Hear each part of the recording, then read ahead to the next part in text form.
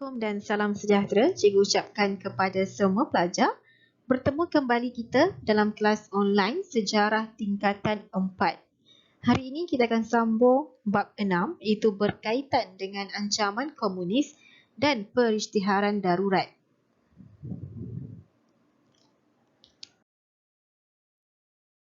Okey, dalam bab 6 kita ada 4 subtopik. Okey, 6.1 ialah kemasukan pengaruh komunis di negara kita. 6.2 ancaman komunis di negara kita, dan 6.3 usaha menangani ancaman komunis, dan 6.4 ialah kesan zaman darurat. Adalah garis masa ancaman komunis dan perisytiharan darurat. Jadi yang pertama kita tengok pada tahun 1948 berlakunya perisytiharan darurat, pengharaman PKM dan pendaftaran kebangsaan dan juga kad pengenalan. Dan pada tahun 1949 berlakunya penubuhan MCA, 1950 pelaksanaan rancangan BRICS, 1951 pembunuhan Sir Henry Journey, 1952 pelaksanaan Perang Sarraf dan penubuhan Parti Perikatan, 1955 ada perundingan balik, 1960 perisytiharan penamatan darurat.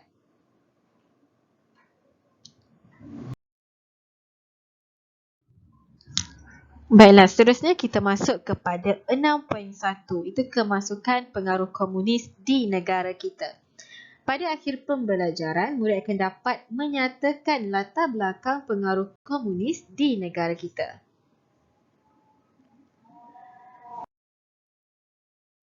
Okey, 6.1 latar belakang. So dekat sini pelajar awak kena ingat ideologi komunis dan juga maksud komunis. Okey, pertama kita tengok ideologi komunis.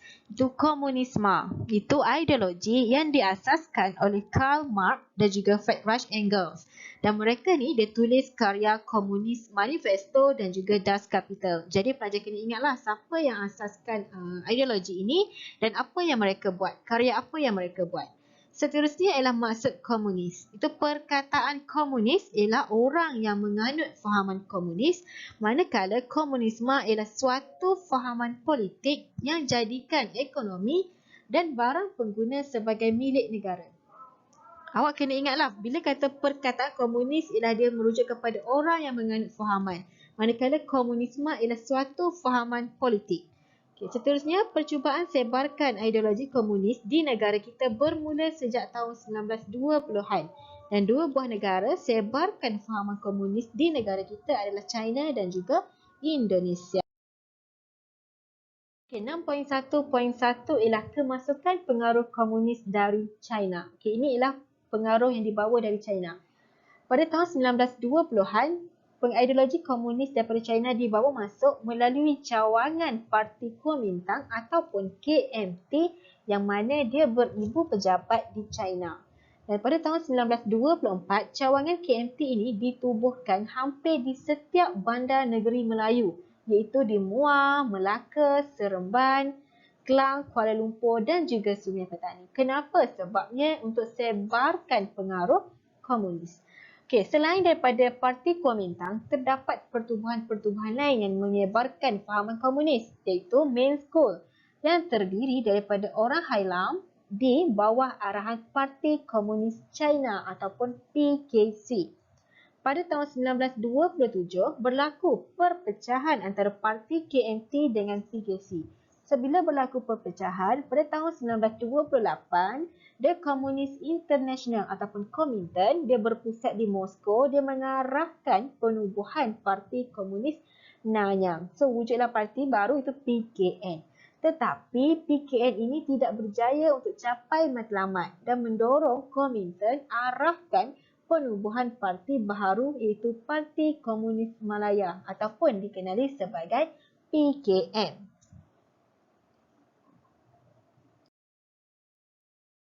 Ialah kemasukan pengaruh komunis dari Indonesia. Beberapa pemimpin komunis yang terdiri daripada Tan Melaka, Alimin, Moeso, Bodhisojitro, Hasanesi, Winanta, Sobakat dan Sultan Perpatih. Dia sebarkan fahaman komunis di seberang Perai, Pulau Pinang, Perak, Utara dan juga Kedah.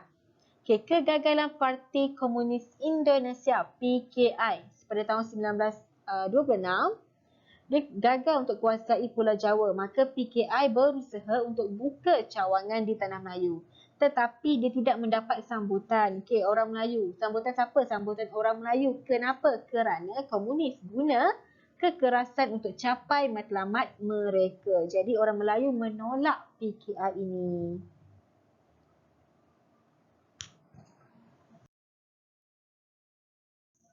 Okay, penubuhan Parti Komunis Melaya. So ini kita tengok macam mana Parti Komunis Melaya ini terbentuk dekat Tanah Melayu.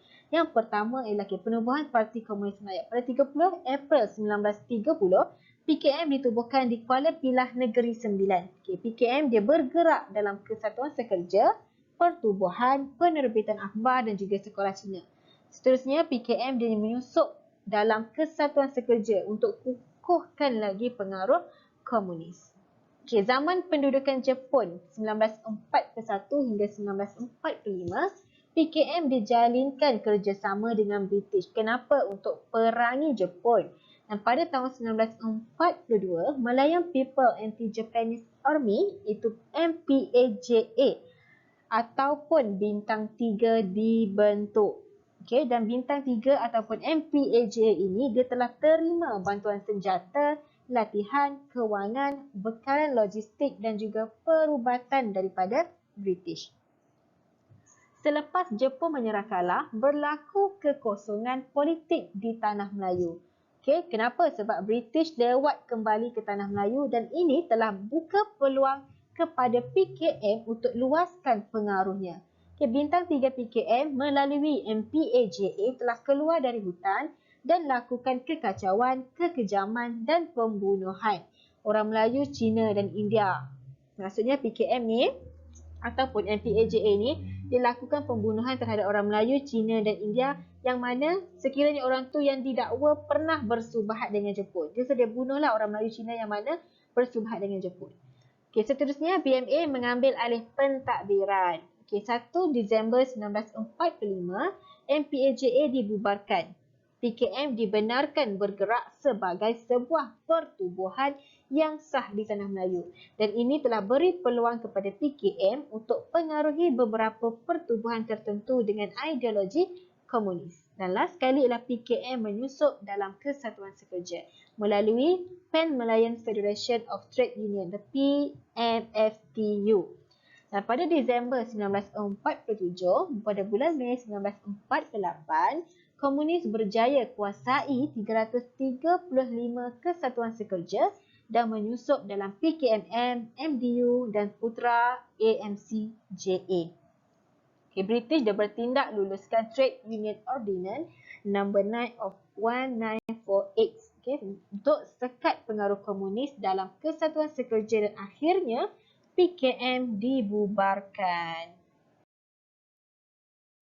Kesimpulannya, penyebaran ideologi komunis dari China dan Indonesia, terdapat penduduk yang terpengaruh dengan fahaman komunis dan ideologi ini berkembang dalam Kesatuan Sekerja.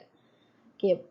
Selepas Perang Dunia Kedua, berlaku kekosongan politik di Tanah Melayu, maka ia membuka peluang kepada PKM untuk sebarkan fahamannya dan PKM kemudiannya diharamkan oleh pihak British.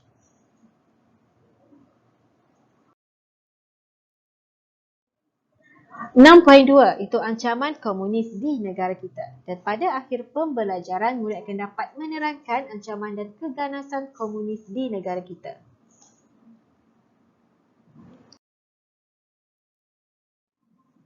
Okey, pengenalan. Gerakan Komunis Antarabangsa telah menganjurkan 2 persidangan di Calcutta, India. Itu pada 19 hingga 25 Februari 1948. Okay, persidangan Kongres Belia Asia dan persidangan Parti Komunis India pada Mac 1948 dan PKM telah hantar wakil ke persidangan tersebut. Dan dalam persidangan tersebut, pengikut komunis di kawasan yang dijajah telah digesa untuk perhebatkan lagi perjuangan menentang kuasa imperialis di setiap negara Asia. Maka Jawatan Kuasa Eksekutif Pusat PKM telah ambil keputusan untuk lancarkan perjuangan bersenjata bagi tubuhkan Republik Komunis di Tanah Melayu. Dan komunis telah lancarkan perjuangan bersenjata dan tindakan komunis telah menyebabkan British isytiharkan darurat dan PKM teruskan tindakan untuk melumpuhkan ekonomi dan infrastruktur serta ancam keselamatan rakyat.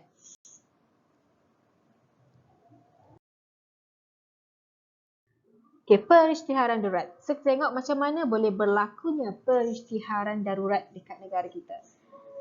Pembunuh 3 orang pengurus ladang. Di sinilah bermulanya berlakunya konflik. Itu pada 16 Jun 1918, komunis bunuh Arthur Walker, itu pengurus ladang Appeal, John Ellison, pengurus ladang Pink Thorn dan juga pembantunya Ian Christian. Dan perisytiharan darurat, Sir Edward Gent, itu pesuruh jaya tinggi British di Tanah Melayu telah isytiharkan darurat. So, undang-undang darurat telah dilaksanakan di kawasan tertentu di negeri Perak seperti di Ipoh dan Sungai Siput serta di Johor yang merangkumi daerah Muar, Keluang, Kulai dan Pentong. Dan undang-undang darurat telah diperluaskan iaitu pada 17 Jun 1948 dia meliputi keseluruhan negeri Perak dan Johor. Dan keesokannya pada 18 Jun 1948 dikuatkuasakan ke seluruh tanah Melayu.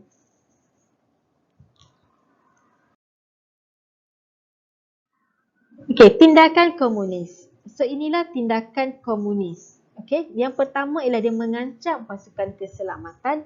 Yang kedua, dia mengancam keselamatan penduduk. Yang ketiga, merosakkan infrastruktur. Dan yang keempat ialah melumpuhkan ekonomi.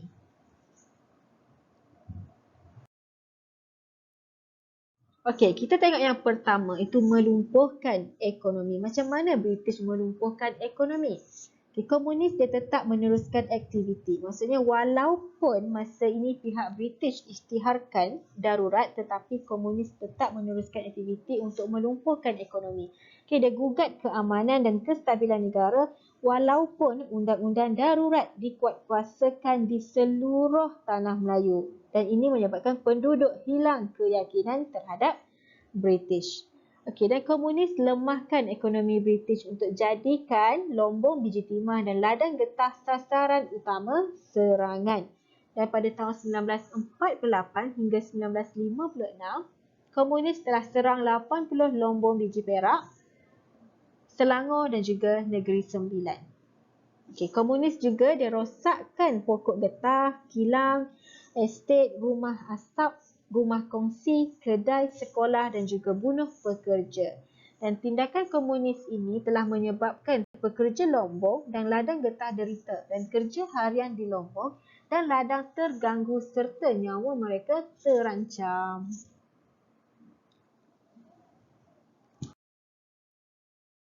Kita tengok tindakan komunis yang seterusnya, itu merosakkan infrastruktur.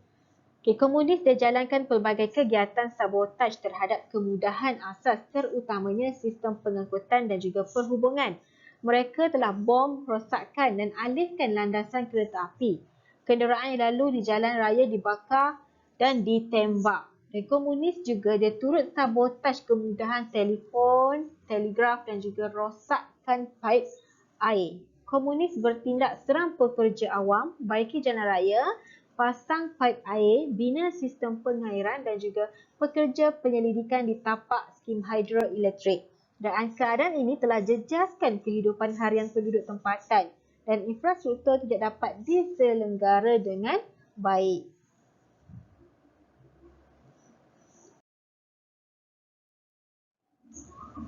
Seterusnya adalah ancam keselamatan rakyat. Macam mana komunis mengancam keselamatan rakyat? Komunis dilakukan pelbagai tindakan ganas seperti mengugut keselamatan rakyat dan mereka ugut untuk sabotaj, serang, lakukan kekejaman, aniaya, culik, rampas, bakar harta benda dan bunuh penduduk yang enggan bekerjasama. Dan pada 5 Julai 1949, komunis telah campak bom tangan di Syom Sirkus Kampar, itu dekat Perak, dan 46 orang cedera parah dan 4 orang mati. Dan tindakan komunis ini telah menyebabkan kesengsaraan dan penderitaan kepada rakyat.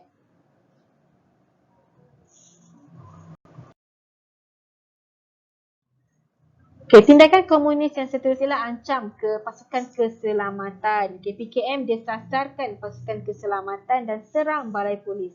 Ini menyebabkan tercetusnya keadaan huru-hara dan tunjukkan ketidakupayaan kerajaan melindungi keselamatan penduduk. So, kesimpulannya, komunis cuba wujudkan sebuah kerajaan Republik Komunis di Tanah Melayu dan pelbagai tindakan dilakukan oleh komunis untuk ancam keamanan negara, dan tindakan komunis ini menyebabkan rakyat dan kerajaan bekerjasama untuk banteras ancaman komunis.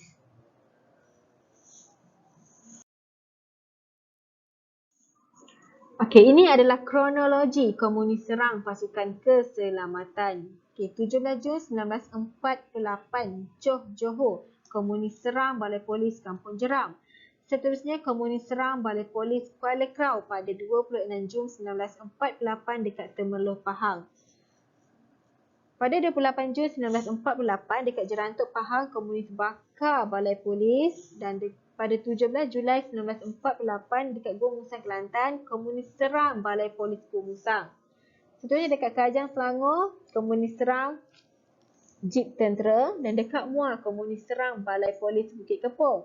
Dekat Kelantan, dekat Ulu Semur, komunis serang hendak pasukan askar Melayu, dan pada 28 Jun 1950 dekat Kota Tinggi Johor, komunis serang balai polis Kambau.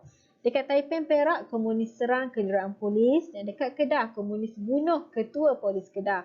Dan last sekali pada 18 Oktober 1954 dekat Pontian Johor, komunis serang balai polis Juang Seng.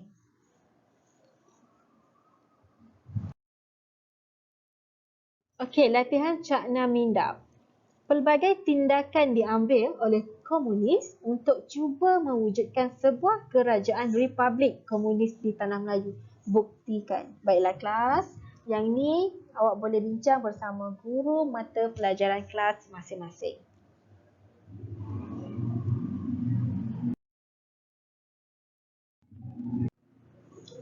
Okey, 6.3. Usaha menangani ancaman komunis. Pada akhir pembelajaran, murid akan dapat menjelaskan usaha-usaha menangani ancaman komunis.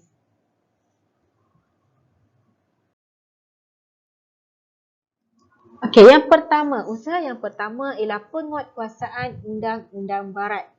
Kita tahan sesiapa sahaja yang disyaki terlibat dalam pergerakan komunis tanpa sebarang perbicaraan. Seterusnya, dikenakan hukuman berat kepada sesiapa sahaja yang bantu komunis.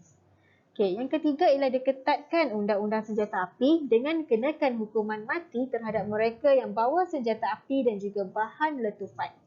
Dan digeledah rumah kediaman, memagar kampung, adakan perintah berkurung, wujudkan kampung baru, pindah dan tempatkan penduduk. British juga haramkan PKM dan parti politik berfahaman radikal, itu AWAS, Ikatan Pembela Tanah Air ataupun PETA, Pemuda Radikal Melayu, PERAM, PKMM dan juga Hizbul Muslimin. Dan juga mereka tangkap pemimpin gerakan radikal itu Ahmad Mustamam, Ishak Haji Muhammad, Abu Bakar Al-Bakir dan juga Khatijah Siddiq.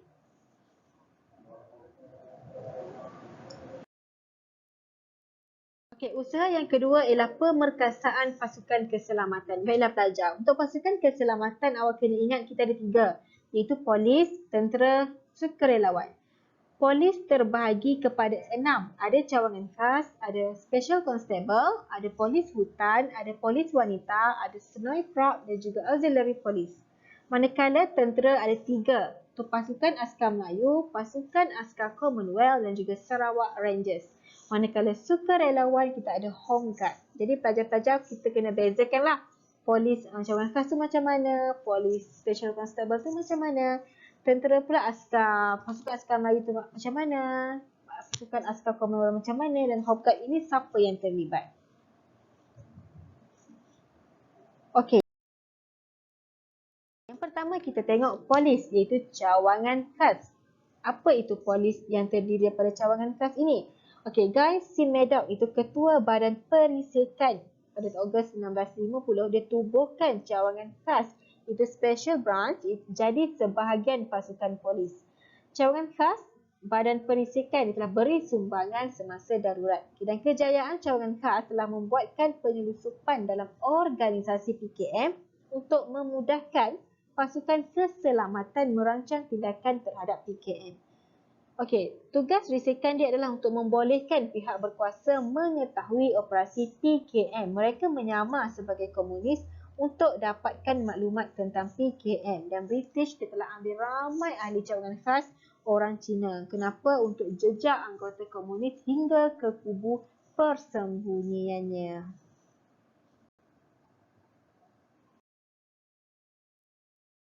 Okay, yang kedua ialah Special Constable. Ditubuhkan pada 1948 ketika rancangan BRIC sedang dilaksanakan, dan 24 orang ribu Special Constable telah dilatih dan dihantar untuk kawal ladang dan kawasan Lombok, dan mereka ini telah jadi barisan hadapan dalam hadapi ancaman komunis.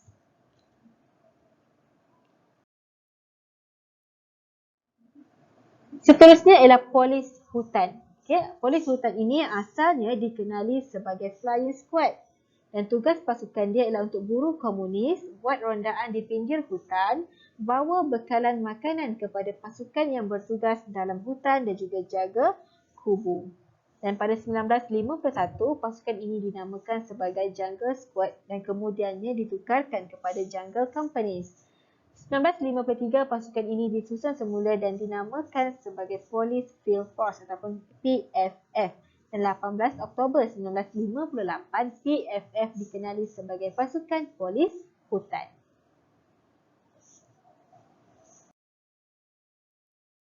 Okay, polis wanita pula ditubuhkan pada Ogos 1955. Barbara D.R. Wentworth itu pegawai polis wanita yang pertama, dan beliau telah ditugaskan untuk latih anggota baharu dan susun pasukan polis wanita. Okey, Senoi Prap ataupun Urang Perang ditubuhkan pada 1956, dan Senoi Prap ini dalam bahasa Semai dikenali sebagai Urang Perang, dan dianya ditugaskan untuk kesan tempat persembunyian komunis di dalam hutan, dan anggotanya terdiri daripada orang asli suku Senoi, Semai dan juga Temuan, dan dikenali sebagai The Silent Killers.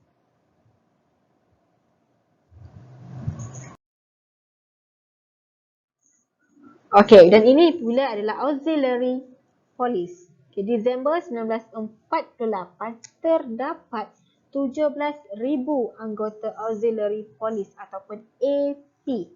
Mereka pertahankan bandar dan kampung daripada serangan komunis, dan mereka bantu polis untuk menentang ancaman komunis. Dan 1956, anggota AP ini dijadikan sebagai Police Volunteer Reserve.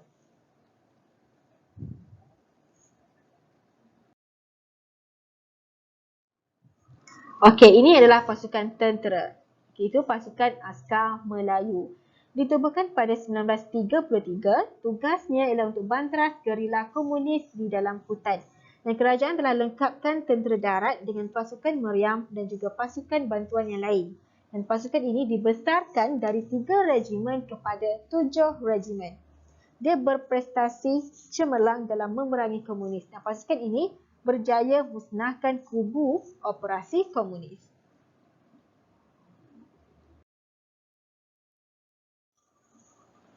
Okey, pasukan askar Commonwealth pula, kerajaan telah bawa masuk askar Commonwealth dari Britain, Australia, New Zealand, India, Afrika Timur, Kenya, Uganda, Rhodesia dan juga Fiji.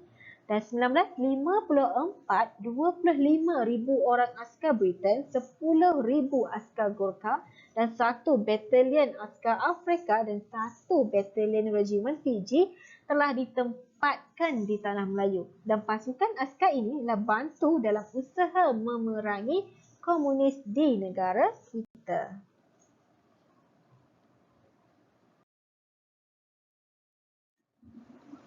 Okey, dan last sekali bagi tentera adalah Sarawak Rangers. Pasukan ini terdiri daripada orang Iban, dan tugas mereka ialah jejak persembunyian komunis di dalam hutan. Sebab kenapa? Sebab mereka mahir dalam selok-belok hutan. Dan slogan katanya adalah agi hidup agi ngelaban, yang bermaksud selagi hidup selagi melawan. Dan dia telah bawa banyak kem dan markas komunis telah berjaya dimusnahkan.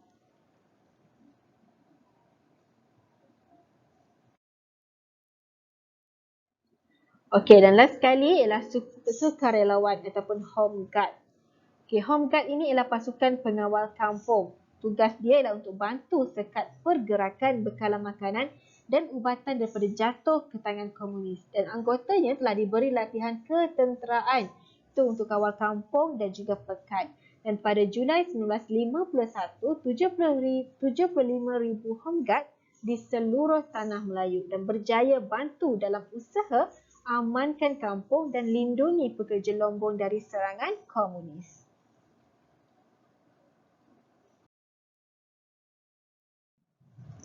Okey, untuk 6.3.3 ialah pendaftaran kebangsaan dan kad pengenalan. Okay, ini adalah usaha ketiga yang dilakukan oleh pihak British.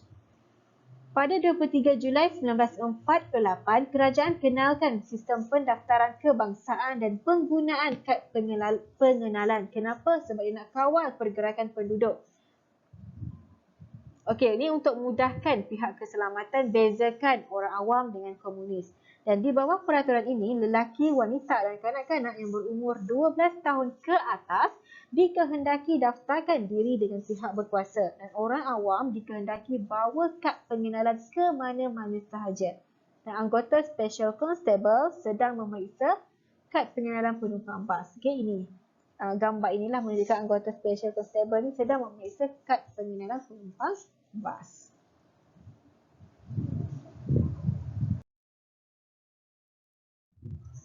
Okey, usaha yang seterusnya ialah ada wujudnya rancangan brakes. Okey, British buat rancangan brakes. Pada tahun 1950, rancangan brakes dilancarkan oleh Sir Henry Jenner, Pesuruhjaya Tinggi British di Tanah Melayu. Okey, Lieutenant General Sir Harold Rawdon Briggs dilantik jadi pengarah operasi. Tujuan utama dia kenapa? Sebab dia nak putuskan hubungan PKM dengan Min Yuen, yang mana Min Yuen ini yang bekalkan makanan, senjata, maklumat dan ubat-ubatan kepada PKM. Dan rancangan BRICS ini adalah langkah yang berkesan untuk lemahkan pengaruh komunis. Dan pada Mac 1952, lebih daripada 423,000 orang penduduk di pinggir hutan dipindahkan ke 410 buah kampung baru. Dan kampung ini dilengkapi dengan kemudahan tempat tinggal, bekalan elektrik, air paip, sekolah, kemudahan kesihatan, kemudahan pusat komuniti dan juga rumah ibadat.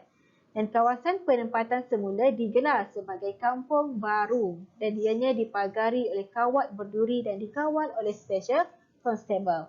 Dan suasana di kampung baru, penduduk setinggal di pinggir hutan dipaksa pindah dari kampung halaman ke pertempatan baru yang agak asing.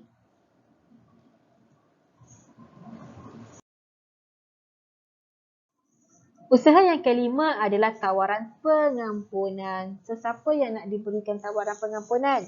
6 September 1949, Sir Henry Jenner dia isytiharkan pengampunan kepada komunis supaya serah diri.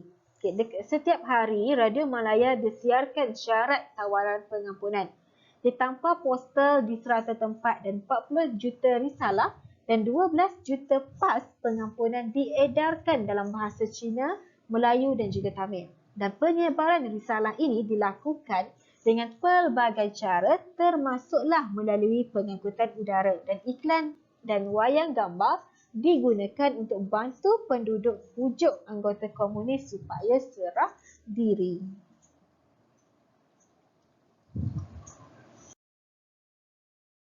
Seterusnya ialah usaha kempen Bulan Rakyat Melawan Penjahat.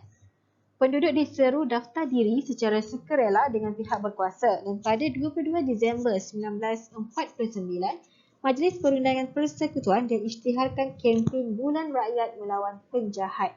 Pada Mac 1950, jumlah sukarelawan mencecah 435,905 orang lelaki dan wanita daripada pelbagai sektor termasuk golongan profesional. Dan kempen ini berjaya libatkan rakyat berbilang kaum bekerjasama untuk menentang komunis. Dan pelaksanaan kempen dapat galakkan interaksi dan eratkan hubungan antara kaum.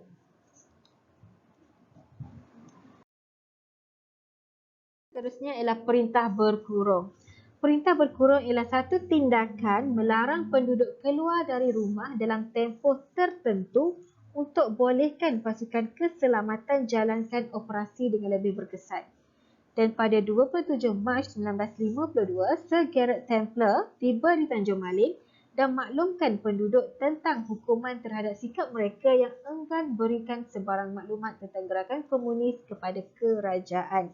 Dan tindakan ini dibuat, 40 orang komunis serang sekumpulan pekerja, baiki paip air dan korbankan 12 nyawa. Pada Jun 1951, penduduk di kawasan Labis, Johor dikenakan perintah berkurung untuk bolehkan pasukan keselamatan jalankan operasi buruh komunis. Dan perintah berkurung dikenakan terhadap penduduk yang enggan bekerjasama dengan pihak berkuasa untuk banteras ancaman komunis. Dan Mac 1952, penduduk Tanjung Maling dikenakan perintah berkurung selama 22 jam untuk elakkan mereka berhubung dengan komunis.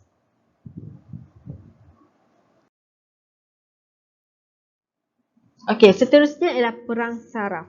Perang Saraf ini ialah rancangan yang dilaksanakan oleh British untuk hapuskan komunis melalui usaha memenangi hati dan fikiran rakyat. Jadi ini adalah 4 tindakan dan usaha yang dibuat oleh British untuk memenangi hati dan fikiran rakyat. Yang pertama ialah mengadakan lawatan. Itu Templar didampingi rakyat. Dia beri pandangan dan masalah. Pada 122 lawatan ke sekolah, kampung dan lain-lain serta diterima perwakilan. Dan 20 lawatan dengan diiringi isteri ke Kampung Baru dan Kampung Melayu, dan isteri beliau tubuhkan cawangan Palang Merah, Pandu Puteri dan juga pusat komuniti. Yang kedua, dilonggarkan syarat kewarganegaraan. Kenapa? Untuk tarik kaum bukan Melayu jadi rakyat tanah Melayu, untuk wujudkan bangsa bersatu. Dan pada 14 September 1952, 1.2 juta orang Cina dan 180,000 orang India layak jadi warga negara. Yang ketiga ialah dia mengadakan pilihan raya Majlis Perbandaran Kuala Lumpur. Kerajaan adakan pilihan raya tempatan yang pertama. Tujuan dia untuk galakkan penyertaan orang bukan Melayu dalam politik. Dan ini dapat sokongan untuk menentang komunis. Dan yang keempat ialah menawarkan hadiah wang tunai kepada penduduk yang dapat tangkap atau berikan maklumat tentang gerakan gorila komunis. Contohnya, siapa berjaya tangkap Sinn Féin, itu pemimpin PKM, hidup atau mati, dia diberikan hadiah selama sebanyak 250,000.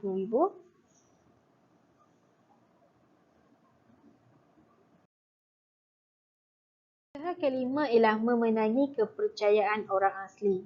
Supaya sokong kerajaan dalam usaha hapuskan komunis, dan Templar didirikan 14 kubu untuk dapatkan sokongan orang asli, dan kubu telah sediakan kemudahan barangan keperluan harian, perubatan, pendidikan dan juga perlindungan. Seterusnya ialah dia memajukan perkhidmatan penerangan untuk dapatkan sokongan penduduk tempatan. Dan Jabatan Penerangan dan Perkhidmatan Radio Malaya ialah merupakan medium untuk timbulkan kesedaran rakyat dan sokong kerajaan untuk banteras komunis. Dia sebarkan risalah anti-komunis kepada penduduk dan risalah kerajaan kepada komunis di hutan. Dan last sekali adalah kawasan hitam dan putih. Kawasan hitam ini ialah terdapat kegiatan komunis aktif dan dikenakan perintah berkurung. Manakala kawasan putih pula ialah kawasan yang bebas daripada ancaman komunis. Dan pada tahun 1954, kerajaan telah isytiharkan Melaka, Terengganu, Kedah, Perlis dan Negeri Sembilan sebagai kawasan putih.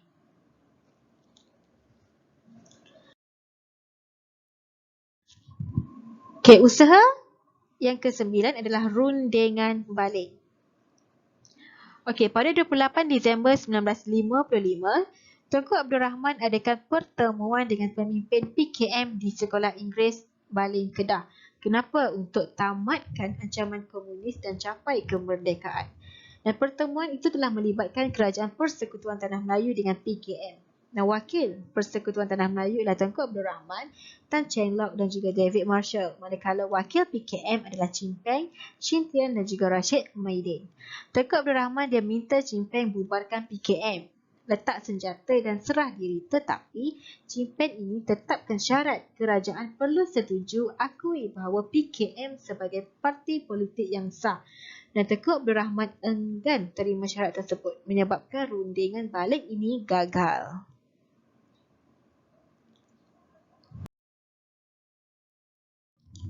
Okey kelas, seterusnya kita masuk kepada kesan zaman darurat terhadap negara kita. Dan pada akhir pembelajaran, murid akan dapat menganalisis kesan zaman darurat terhadap negara kita. 6.4.1 itu kesan daripada aspek politik. Yang pertama ialah peningkatan jumlah warga negara. Pada tahun 1952, kerajaan longgarkan syarat kewarganegaraan dan lebih kurang 1.2 juta orang Cina dan 180,000 orang India jadi warga negara Persekutuan Tanah Melayu. Dan kelonggaran syarat ini telah tunjukkan pengorbanan orang Melayu terhadap kaum lain bagi wujudkan perpaduan rakyat.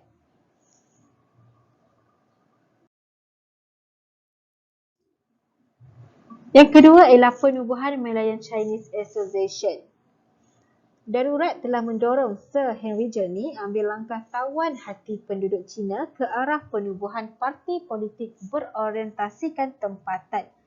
Pada 27 Februari 1949, Tang Cheng Lock telah bentuk Malayan Chinese Association itu MCA di Kuala Lumpur. Dan Februari 1953, penubuhan MCA telah yakinkan British bukan semua orang Cina sokong komunis dan MCA ini sedia berganding bahu dengan kerajaan untuk perangi komunis dan MCA dia telah punyai 250,000 orang ahli. MCA bantu kerajaan dengan memberi sumbangan dari segi kewangan dan tempatkan 500,000 orang penduduk semula ke kampung baru. MCA juga jalankan kutipan derma melalui jualan loteri kebajikan dan kutipan jualan loteri ini didermakan kepada penduduk di kampung baru. Dan pertengahan tahun 1953, MCA berjaya kumpulkan 2.5 juta dolar untuk perbaiki kehidupan penduduk Cina di kampung baru.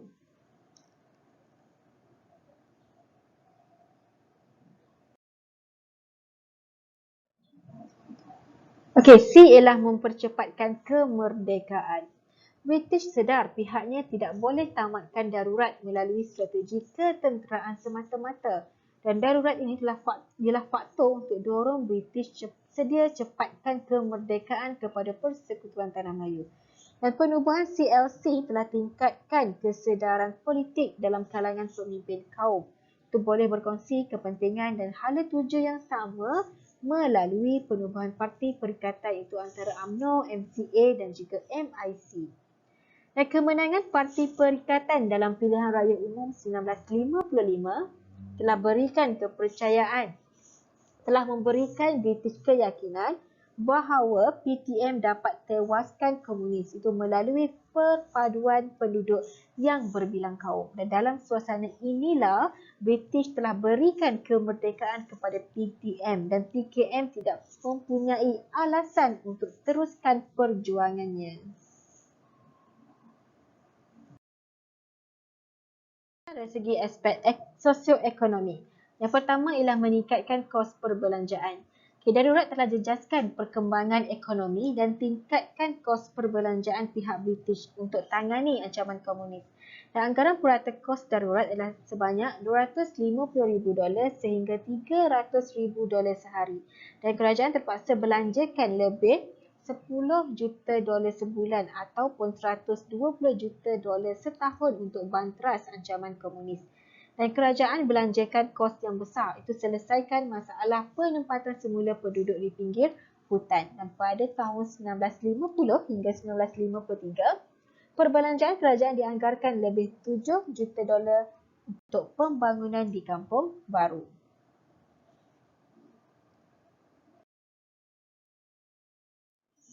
Okey, yang kedua ialah menyebabkan penderitaan dan juga kesengsaraan kepada rakyat. Rakyat hadapi penderitaan semasa zaman darurat ini dan kawasan ladang dan lombong jadi sasaran serangan komunis sehingga menyebabkan kegiatan ekonomi negara terjejas. Pengeluaran tanaman padi dan makanan lain juga berkurangan dan harga barangan makanan dan keperluan harian melambung tinggi. Peniaga, pekedai, pengusaha kebun, peladang dan pelombong alami kesukaran dan sasaran peras ugut komunis untuk dapatkan wang dan juga bekalan makanan. Okay, gagal penuhi tuntutan komunis, maka dia musnahkan lombong, ladang dan juga kedai serta mengancam nyawa. Menyebabkan penduduk hadapi kesukaran untuk bergerak dan peroleh bekalan keperluan dan terpaksa patuhi pelbagai peraturan yang dikenakan oleh kerajaan. Akibatnya, penduduk tidak dapat jalankan kegiatan harian dan ramai pekebun dan pekerja lombong tidak dapat bekerja. Kenapa? Sebab perintah berkurung dikenakan. Dan catuan bekalan makanan dikenakan oleh kerajaan dan bergantung pada ubi kayu, keledek dan juga jagung.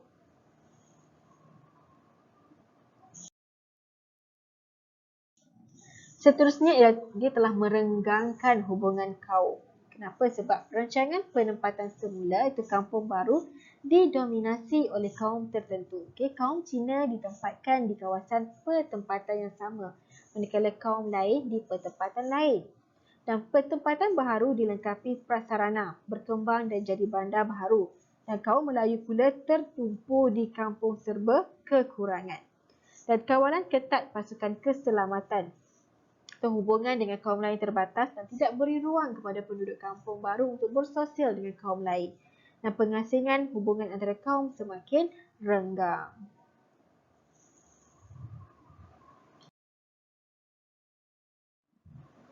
Jumlah korban zaman darurat. Okay, darurat ialah menyebabkan banyak anggota pasukan keselamatan, komunis dan orang awam terkorban. Dan darurat juga telah menyebabkan penderitaan dan juga kesengsaraan kepada penduduk Persekutuan Tanah Melayu.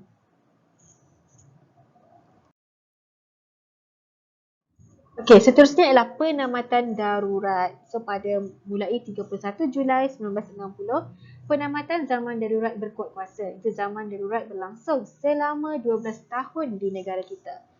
Dan darurat tinggalkan kesan dari aspek politik dan sosioekonomi. Darurat telah menyebabkan rakyat hidup dalam penderitaan. Tindakan komunis telah musnahkan kemudahan asas, serang penduduk dan anggota keselamatan menyebabkan keadaan menjadi huru-hara.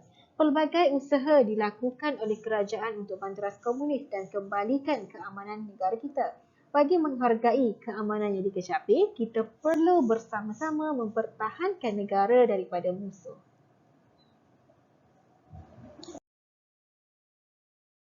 Okey, elemen K. Keamanan negara menjamin kedaulatan negara. Bincangkan. Ini pun pelajar boleh bincang bersama guru sejarah masing-masing.